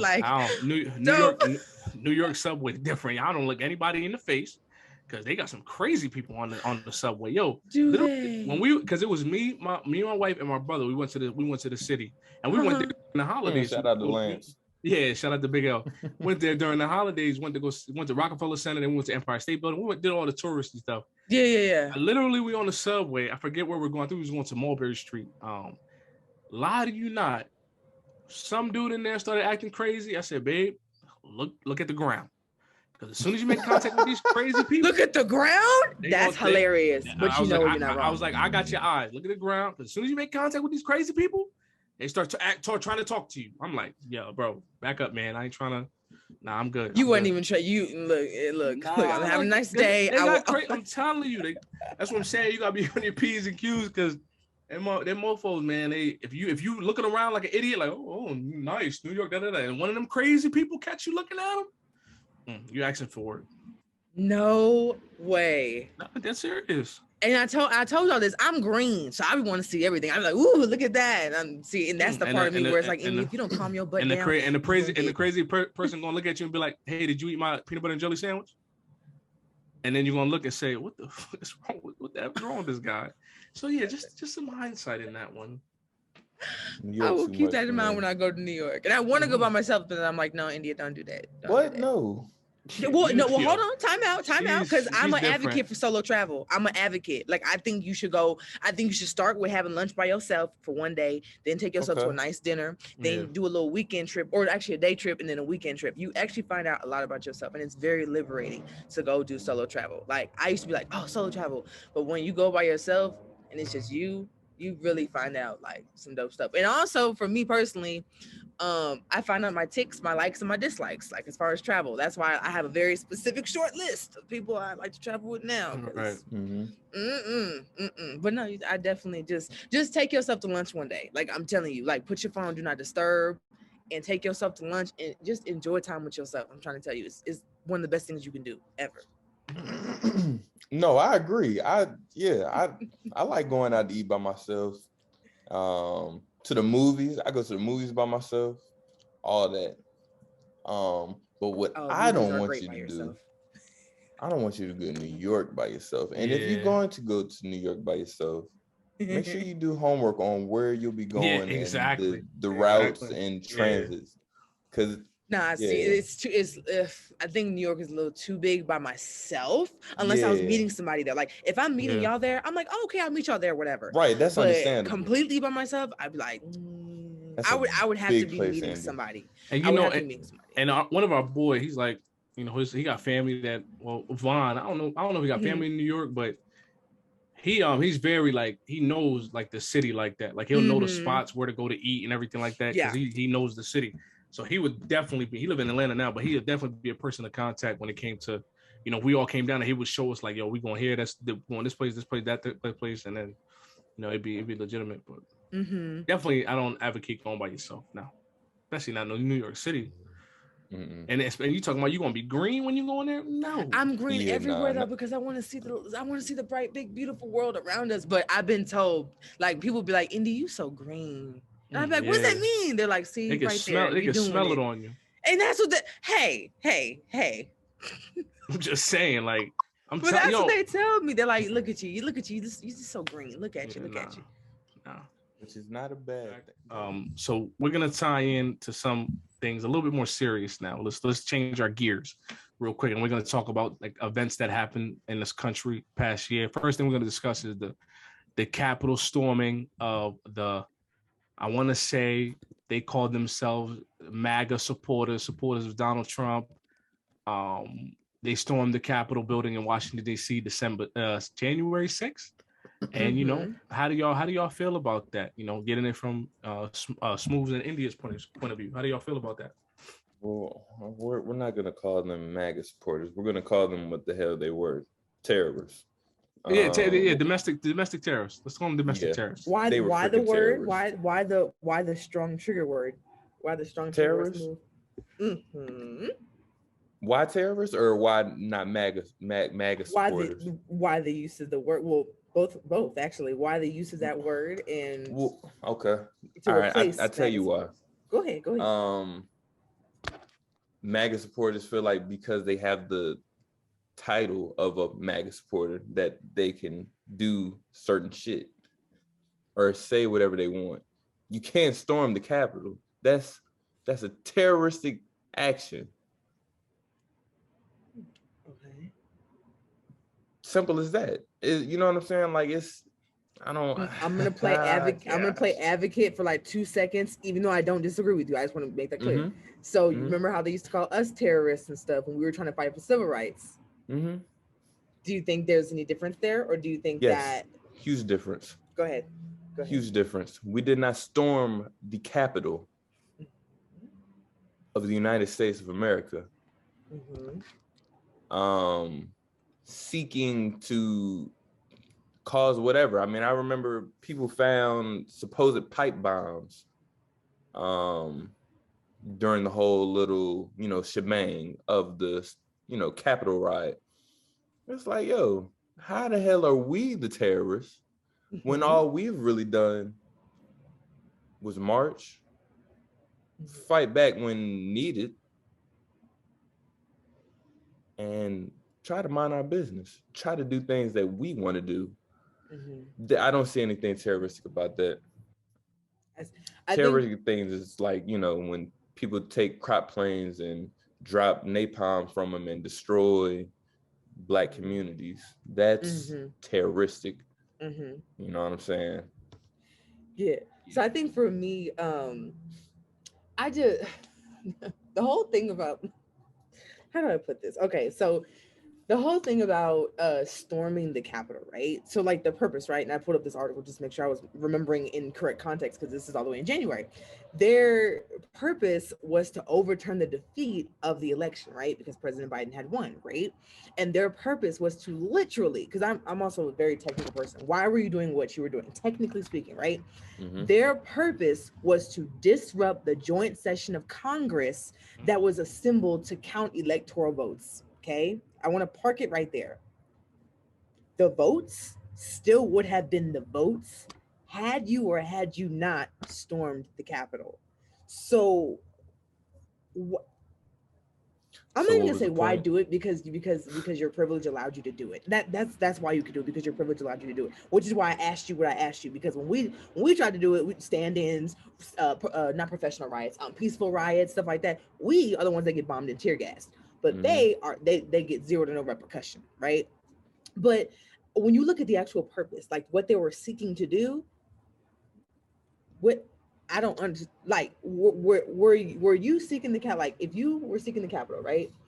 The vote was still going to be the vote. So what were you trying to do? Destroy the paper, their electronic votes? It was, it was just stupid. To do what privileged folks have the privilege of doing. I think that's what they were exercising.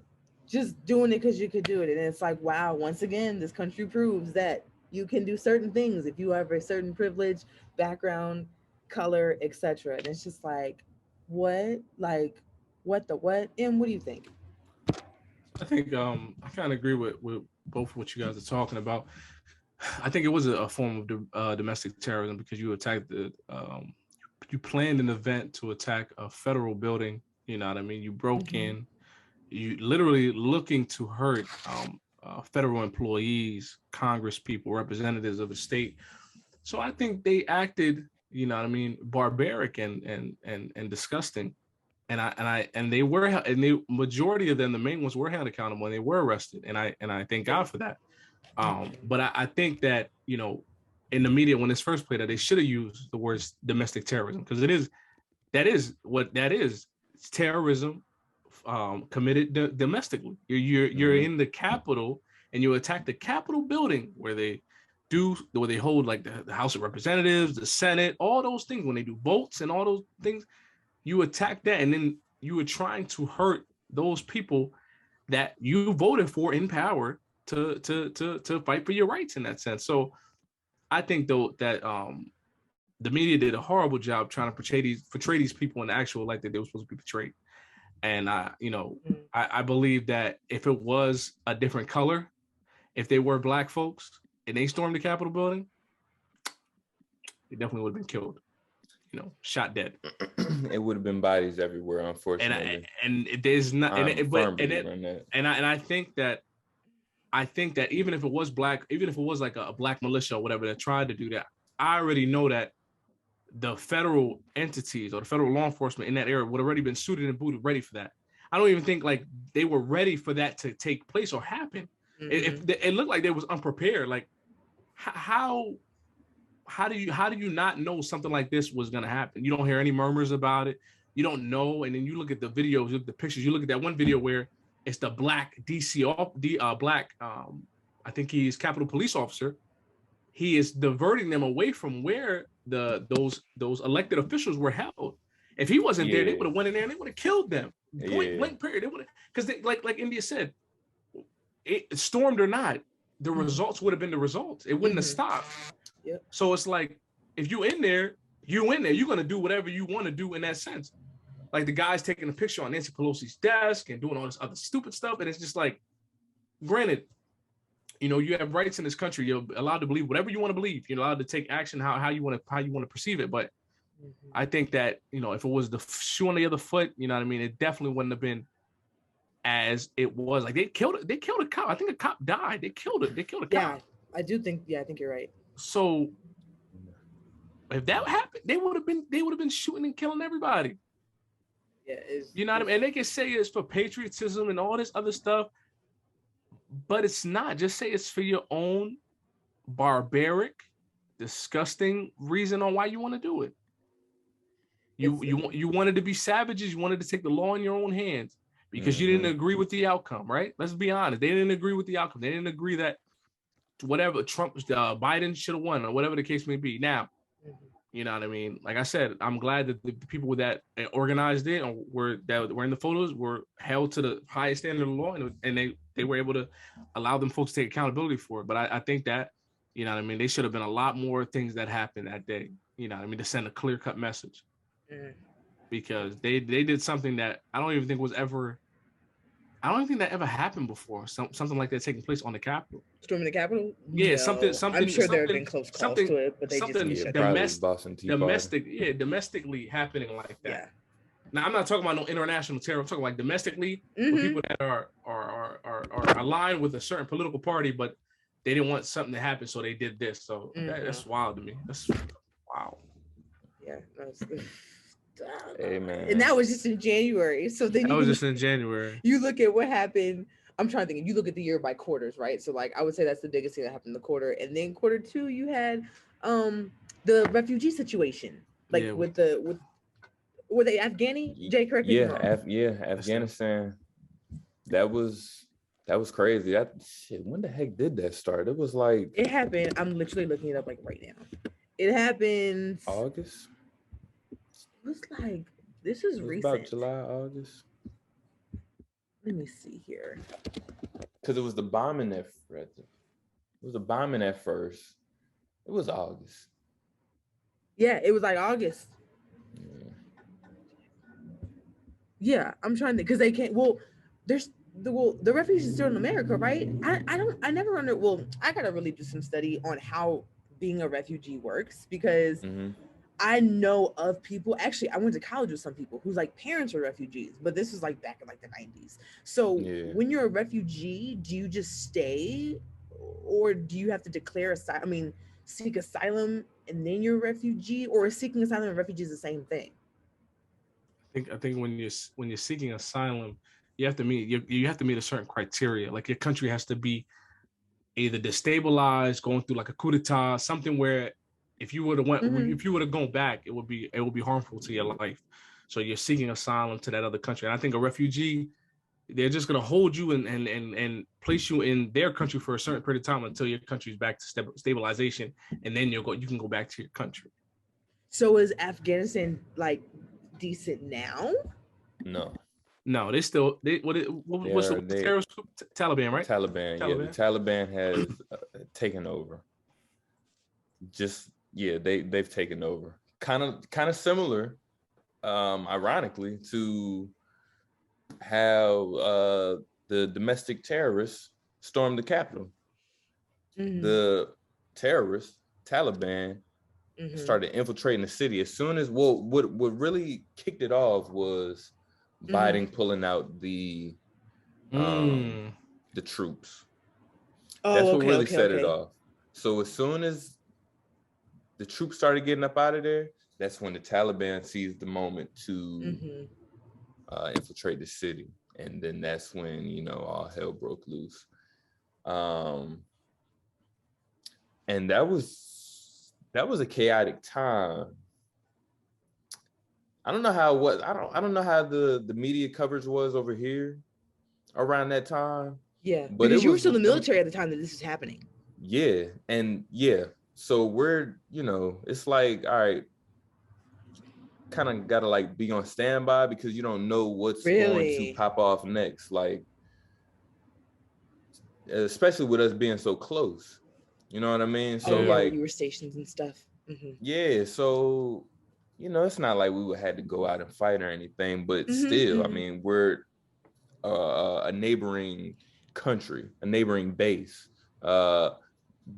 We would have been involved somehow, some way.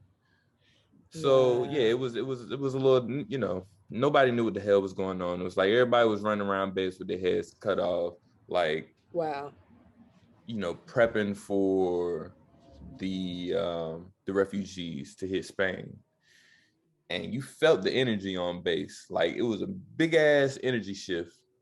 It went from being, because granted, we was coming out of COVID lockdown.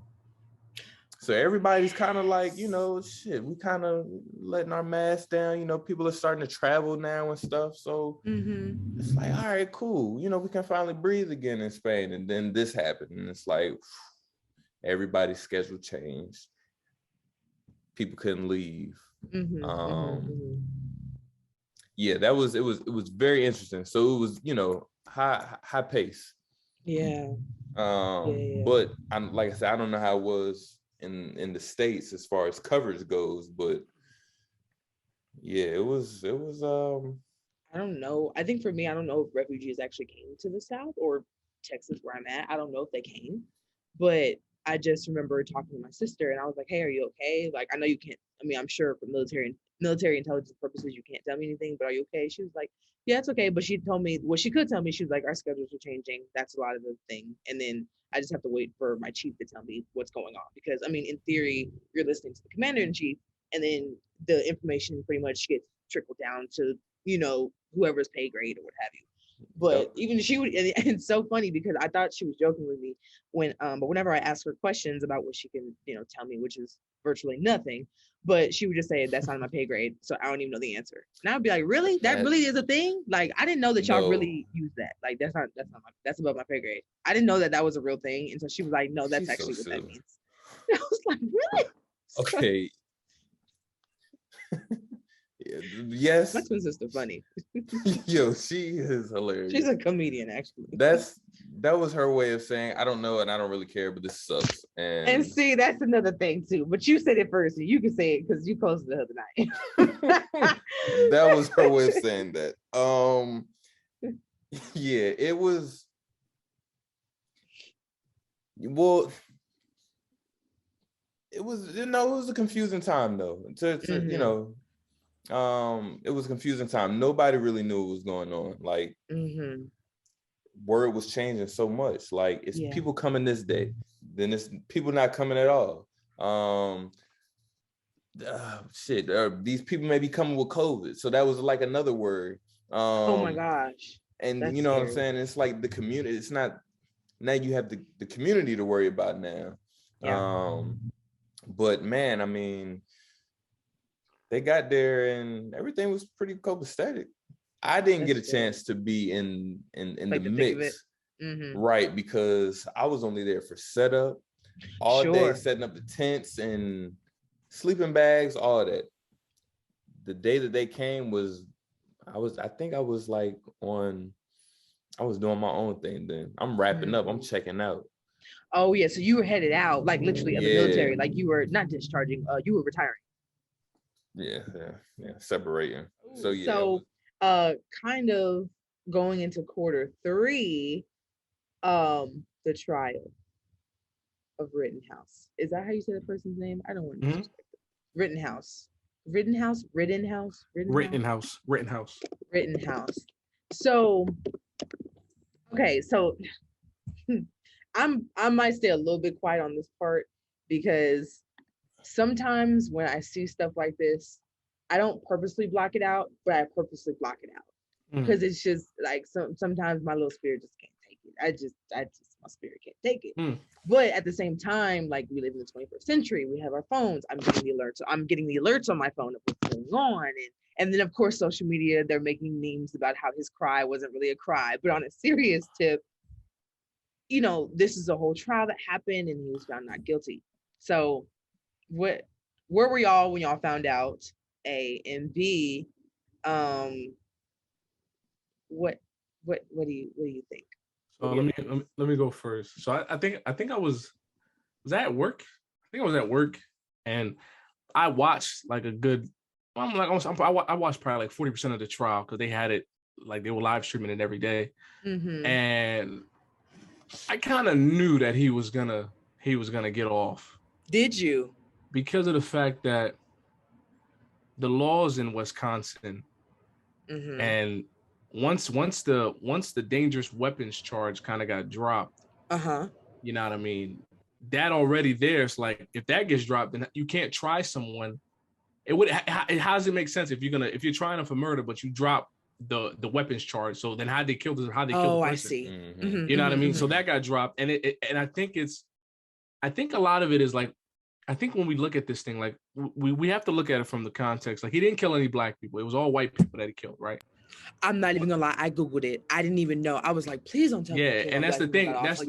That's the media stuff, because the media portrayed it as he killed black people. He did not. There were white folks that he killed.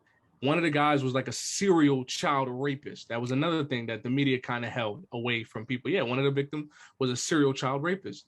Oh Jesus. And I think as black folks, our emotions kind of with the media kind of just control how we think about a certain situation, right? So we might get really amped up, like, oh my gosh, why another white person getting off again? But we didn't look at the context. We didn't really look or do our research to kind of understand what happened. Sure. So I think that he got tried because he had to get tried. If he didn't get indicted, there would have been riots. You know what I mean? He got indicted. You ain't lying. He got indicted, but I think that the prosecutorial team kind of did their best with the case that they knew they were going to lose because the laws were already on the defense's side.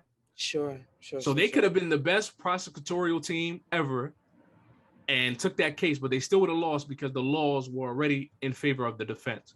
The laws allowed him to carry a gun. The laws allowed him to be able to have that weapon in that state, even though he was underage. The law permitted him to do that. The law allowed him to self-defend himself. So all those laws were already played out in his favor. So if you have a decent defense attorney and he knows the law correctly and he's able to apply that in trial court, you're gonna win.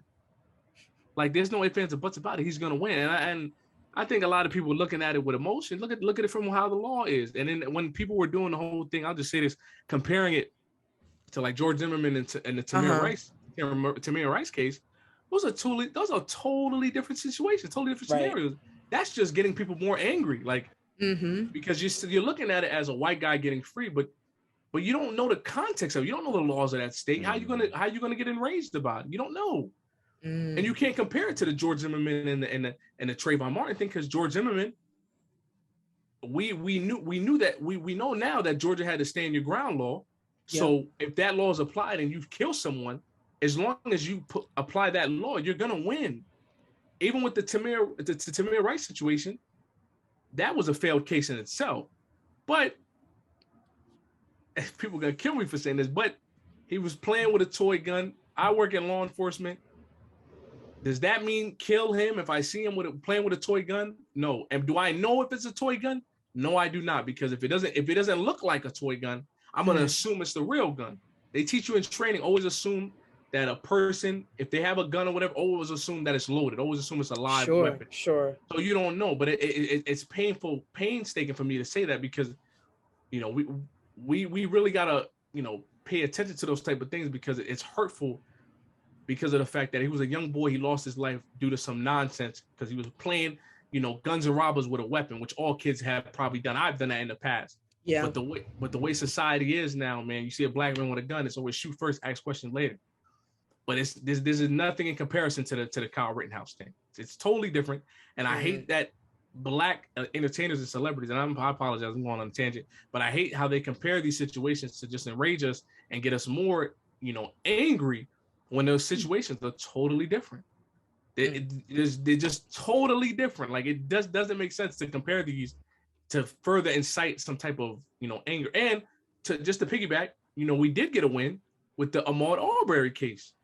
We didn't talk about that. But because that happened, like, I want to say it was like 2 weeks apart from each other too. They were happening around the same time. We got justice on that one. That was a legitimate case that we got justice on. And all three of them mofos got in prison, and they got the time that they deserved. So we did get a clap for that one. Even Chauvin too got found guilty. There's another one, Derek Chauvin, in the George Floyd case. So we getting these little wins day by day, but people are still focused on this Rittenhouse stuff that has nothing to do with black folks. Literally nothing at all to do with black folks. None of it. Literally none of it. Wait, hold on. Let me bookmark the question I want to ask you. Go ahead. No, you're good, because actually it's going to tie into Jussie. But hold on. I want to hear from Smoove first, and then I was going to ask you a question about Jussie's case, but Jussie was the next topic. Okay, Go Smoove. I mean, Matt did a hell of a job. It's really because I was one of those cats that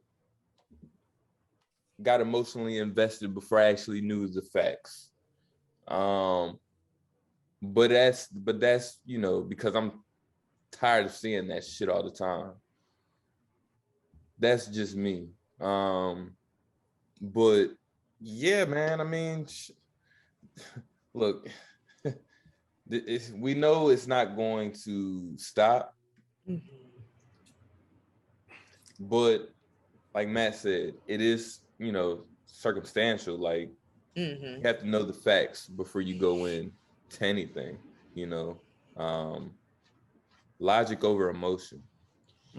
I'm learning that. I'm learning that that's another big lesson I learned in 2021 too. Like, I try my best to be like, and it's crazy because I don't even say I'm emotional. I say I'm emotionful, because you gonna know what I'm feeling. You gonna know what I'm happy, sad, whatever. But when it comes to things like law, or getting down to business, to something that's actually either a serious topic, or we have to actually straighten out our emotions versus logic and actually separate the two, it's things like that where it's like, okay, well. And then also, like, you made a good point about, like, the state laws. State laws are so flipping different. Like, literally, the structure of our country is federal law than state law. And so, depending on where it's at, it could go in the defendant's favor or not in the defendant's favor, strictly off of state law. So, It is crazy. It's interesting because I know lots of lawyers, but they don't do criminal law. Like I know family lawyers, divorce lawyers. I know those folks. So it's like they got to deal with it. They have to deal with emotion. They're the ones that have to separate. Like both of y'all tripping right now, but we need to get to the facts of the case. But it's not murder or assault or nothing like that. It's more of just like relationships or family or what have you. So like Smoove, to your point, like it's definitely different. Definitely different, trying to separate those two emotions.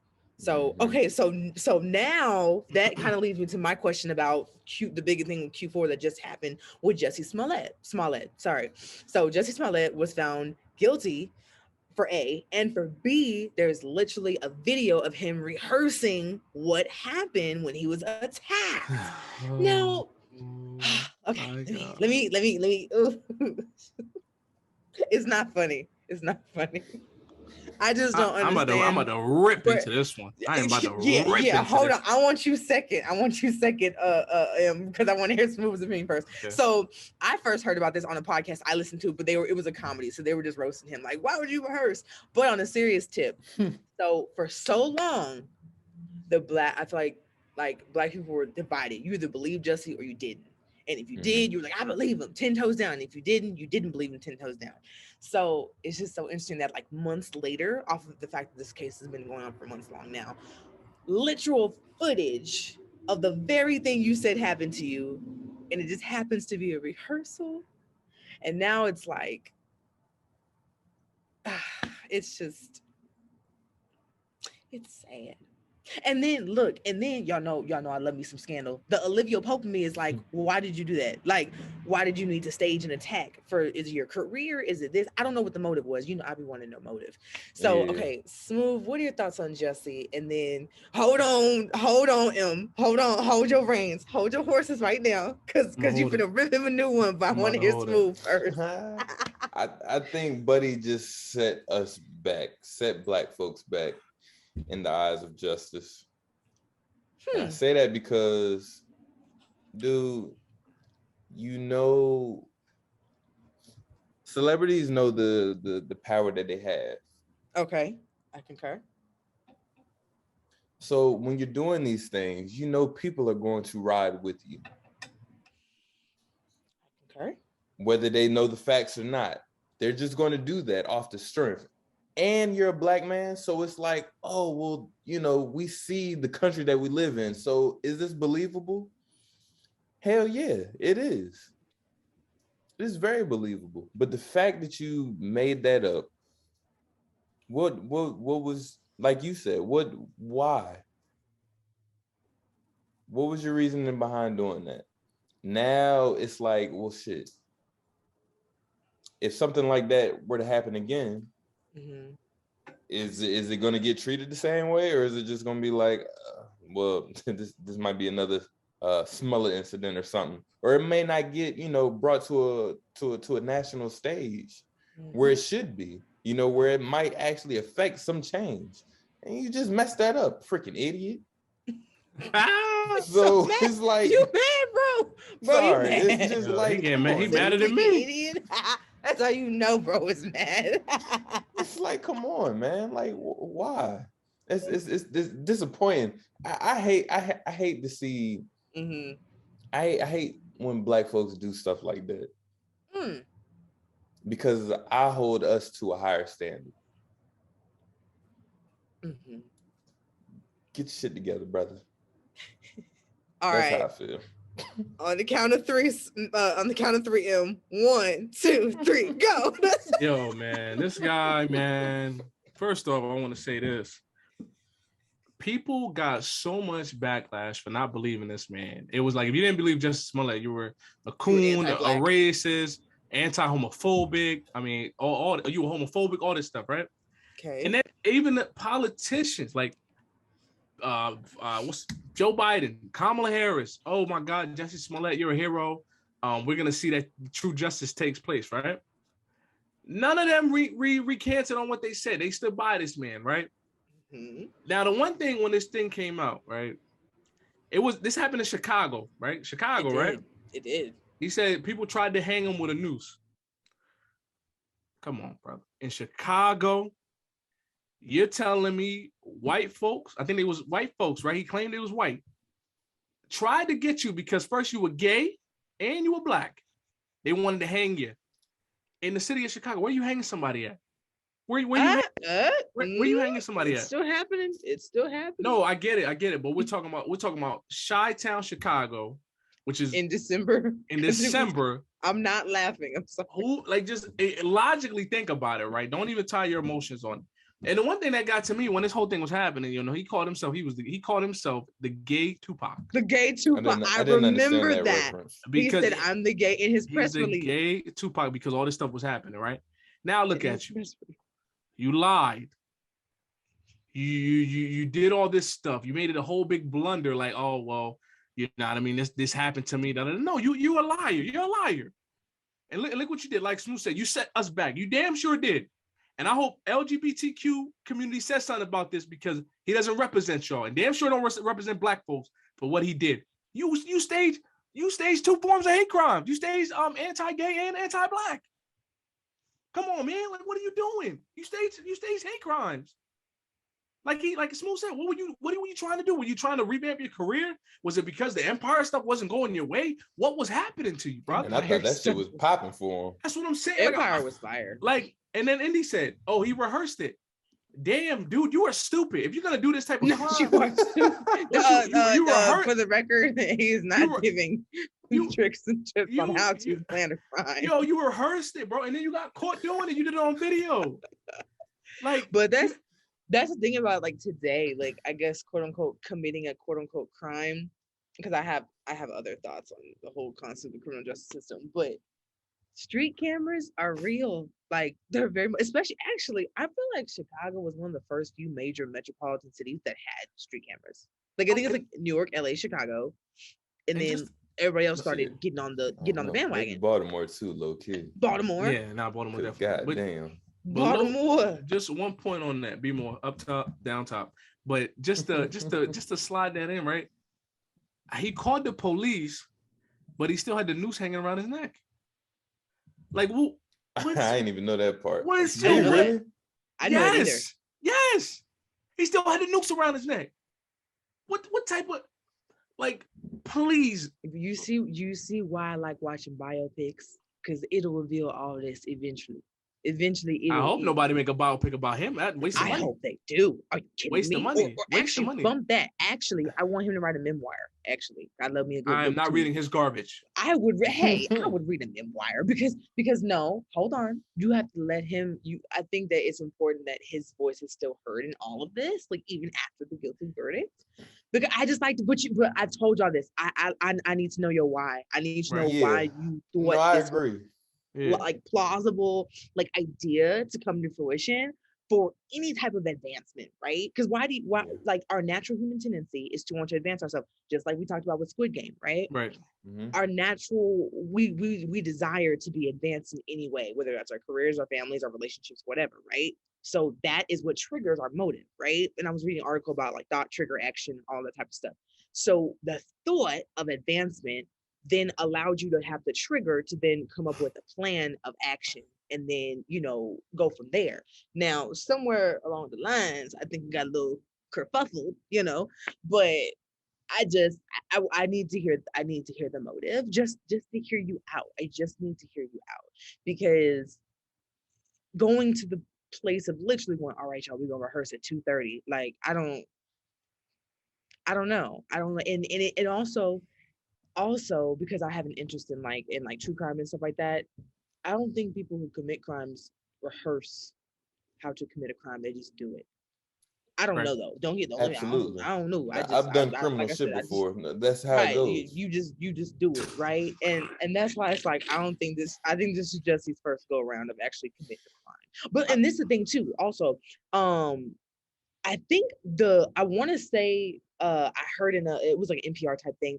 I think it's punishable by 3 years in prison and a huge fine. I hope he gets every single one of those years. But I don't.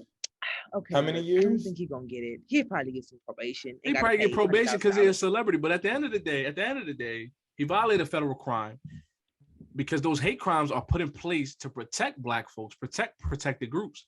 And now what you just did, you made a mockery of it now. So now, who's gonna believe if this really does happen again? Nobody. Like Smoove's point. And then just to put in a little caveat, right? It was alleged, or I don't even know if it's true or not. Okay. He had a sexual relationship with one of those two African men. So I'm going to ask a question about that. Where does that come into play? Does that make them guilty too? Or are they just accessories? Nah, I think they might be accessories because they paid them money. Or conspiracy to yeah, he paid them money. I believe he paid them money to kidnap him and do that, but he had a sexual relation with one of them African men. So I'm just baffled at this, man. Yeah, those. And I hope it doesn't get any more media coverage because this is just a waste of space speaking on this man. Because look, he literally lied about the whole thing. And then you call yourself the gay Tupac. I'd have been cool if you called yourself that, if you actually were doing Tupac things, but you did not. What was you? I don't understand the Tupac reference at all. That's what I'm saying. Like, because, so his press conference, he was saying, "I'm the gay Tupac," because Tupac was chastised for his rap music, his lifestyle, etc. And he was saying, "I'm the gay Tupac" because I'm dead. Who was that chastising makes sense? him? Like, yeah, like nobody was chastising him for being gay. Like, what is he talking about? Like, that is, oh my God. All right. Moving on, man. Empire messed his head up. Empire probably did. But I think he got written out the show already. I'm pretty sure he was already written out. I think he did. That probably crushed him. And he was like, "Man, I'm about to come back and kill it, boy. I'm about to come back and kill it. Watch what I do. I'm about to wear a noose around my neck and call the police, and hopefully they believe this whole ridiculous story I'm about to make up. I need to rehearse. I heard he got thug life tatted against his stomach too, bro. Just like Tupac. He got thug life tatted. He better not get no tattoos. They said it. He better not get no tattoos. I'm not about to play with you. That dude, he makes me sick with that. He makes me sick. Oh my God. Yeah, that was that. He makes me sick. I think that was great to end it, to get him mad at the end of the episode. like when they said that, and then because it was so baffling that and I follow it, all the Democratic leaders, the VP, Joe Biden, like, oh yeah, stand with Jussie Smollett. This is not supposed to continue in our country, and then he come out being guilty. None of them said, yeah, this is atrocious what happened to our country. Somebody like, none of them. And then I see something the other day, and I look, man, I don't mean to just hit our candidates like that, or our presidents or vice president, but Vice President Kamala Harris was on the Shade Room the other day. Was she? She was on the Shade Room. I saw that. Talking about something, and I commented. I said something like, "Yeah, this is just a waste of time. Whatever you're talking about." And do you know that Instagram was like, "Yeah, your comments are going to be taken off if you say that." I said, "So we're not allowed to have freedom of speech?" Oh well, really? I will say, the founder, not the founder, I think the president of Instagram was on Breakfast Club a couple months ago talking about that, because they were talking about why Boosie's comments were they kept getting. So I know what you mean. I know what you mean. So now it's censored a little bit censorship there. Yeah, she is a whole nother person that we should have to do a podcast on. She is. I don't even want to describe what she is. But anywho, This is so much fun. 2021 has been a crazy year, man. It's been a crazy and great year at the same time. Dealing with clowns, liars, thieves, refugees, all that type of stuff, man. But also dealing with accomplishments, great leaders, and transition, because hell yeah, because it wasn't exactly 2020, but great leaders. What great leaders you referring to? I mean, like in our personal lives, like thank God. Like, no, I don't mean. I mean leaders like that you actually. I thought you was talking about Sleepy Joe. And let me tell you something else. And then Kamala Harris. Yeah, nah, man. Not Kamala. It's Kamala. Wait, personally, Kamala Harris. Kamala. Oh, I said Kamala because my mom. You said Kamala. Kamala Harris. You know she went to HBCU, right? She went to Howard University. She did. And I think she's an AKA, right? She is. She is a member of Alpha Kappa Alpha sorority. Black folks ate that up when she said all that. My God. We support our own. We just support our own. She is my Greek sister. Yes. Look, now Matt about to start drawing. So anyways, yeah, you know what? I do want one last thing. My 2020 highlight. I keep saying 2020. 2020. My 2021 highlight. 2021 was a continuation of 2020, but go ahead. It pretty much was. Freaking September to October was dope as shit. I finally got a chance to meet you. That was when me and Sly went on like our little mini freaking. Y'all did go a little family world tour. Yeah. Yes. That shit was fun. It was amazing. Fun. It was amazing. Texas, DC, VA. Where else we go? North Carolina. Yeah. I think I traveled the whole country. They really did. They really and truly did. Yeah, that shit. And then fun. she went to Phoenix with us, and it was. Yup. Yeah, she took. Yeah. Good times. Good. Yeah. I'll tell you off camera. Good times. Yeah. So that was fun. You had fun. Yeah. You didn't think our family was too wild. You fit in just fine, thankfully. But no, yeah, everybody. That's why cool, I asked you. I said, "What'd you think of us?" Nah, everybody was cool. Like I got nothing but love out there. So that was dope. Oh yeah. This is why I told Jay months ago. This is why I told months ago. I said, look, we don't do the, what are your intentions with our daughter and sister, none of that. If the corresponding daughter is smiling, that's all the information we need to know. That and you can blend into our family, that's all you need to know. That's all we need to know. Because for us, like we're so close knit, which is great too. But then also like actions clearly speak louder than words. So if you have a clear smile and you thanking Jesus, we're gonna thank him with you. We're gonna praise God and one of our business. Right. And so he literally fit like a shoe in a glove. And I already told my sister already, but I said, you better be counting your lucky stars, thanking your blessings, and doing what you need to do. He's that guy. He's that dude. He's that dude. Oh yeah. James, bro. He bro for real. But no, it was so cool meeting y'all or meeting you in real life. I mean, and we're gonna meet in real life too. For sure. Oh, absolutely, definitely. For sure. Word, cause well shit. What? Yeah, we'll talk about that offline. Do we have anything else that we left out? Are we closing time? Well, I get flagged for saying that song. I think 15 seconds. No, I think it's 10 seconds. I think you're good. Oh, all right, we good then. That's the only part I know, anyways. Just closing remarks from me. Listeners, like, subscribe, share, comment. You know what I mean? We bringing the content for y'all. We definitely trying to drop it every Thursday, 12 p.m. That's when we drop. So look out for us. Pay attention to us. Step into the light, step to the mic, and peace and love. That's coming from your boy M DOT.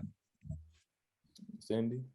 As always, thank y'all for having me back. It's always a good time. It's love, and you already know what it is. Word up. All right, well, yeah, that concludes tonight's episode, our recap of 2021. So thank y'all again, and we will tap in next week. This is Step Into the Light, Step to the Mic. Thank y'all. Have a good one. Peace. Hi.